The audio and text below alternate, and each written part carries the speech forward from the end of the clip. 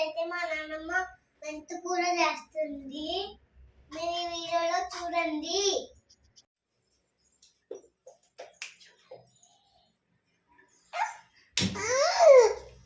Hi friends, ఇప్పుడైతే మనం stove వెలిగించుకున్నాం. వెలిగించేసాం stove. ఇప్పుడైతే ఆయిల్ వేసుకుంటున్నా. ఆయిల్ అయితే వేసేసుకున్నాం 2 స్పూన్లు.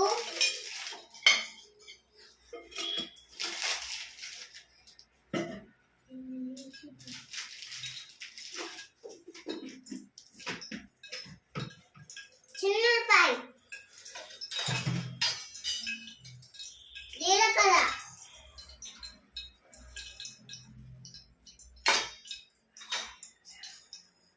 ఆవాలు, శనగపప్పు వేసేద్దాం.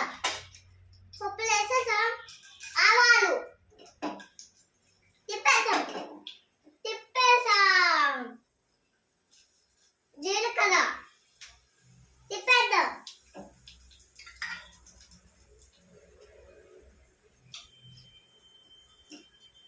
కరివేపాకు వేసేద్దాం.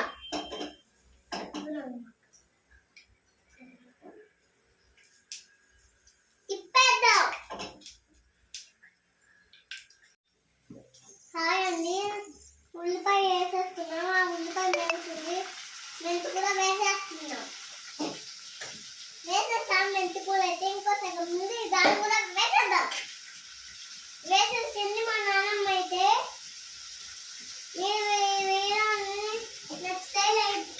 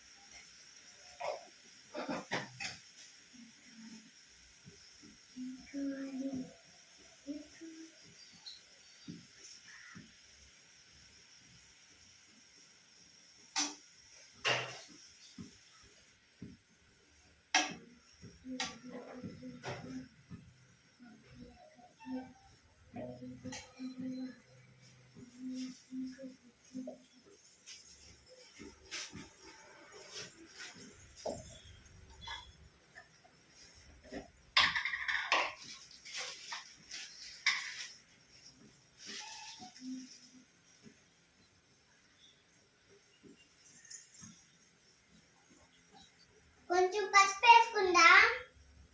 వేసేసాం.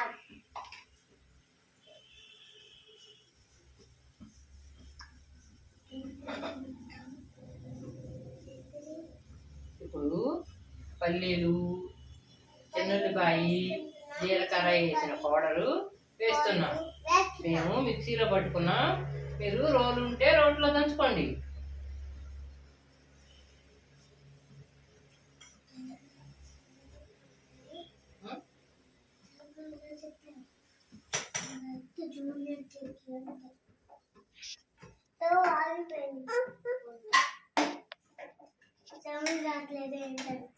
కొంచెం సేపు వేసిన తర్వాత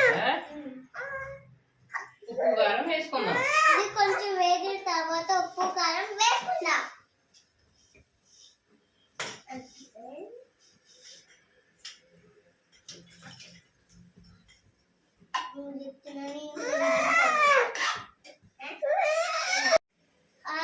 కొద్దిగా సాల్ట్ వేసేసా.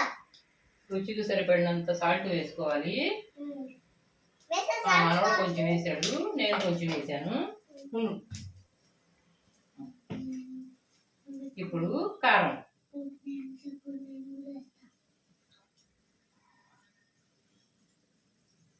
మీరు కారం ఎక్కువగా తినేవాళ్ళు ఉంటే కొంచెం ఎక్కువ వేసుకోండి. మాకు పిల్లలు ఉన్నారు కాబట్టి మేము కొంచెం తక్కువ వేసుకుంటున్నాం.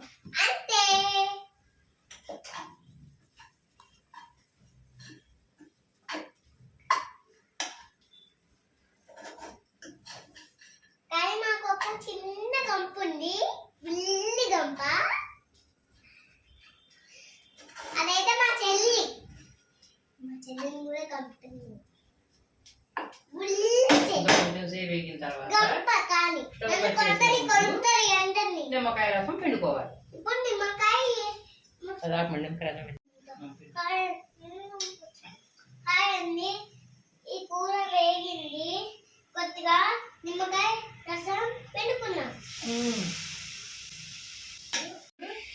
కొంచెం టేస్ట్ చూసి చెప్పమ్మా. సరే,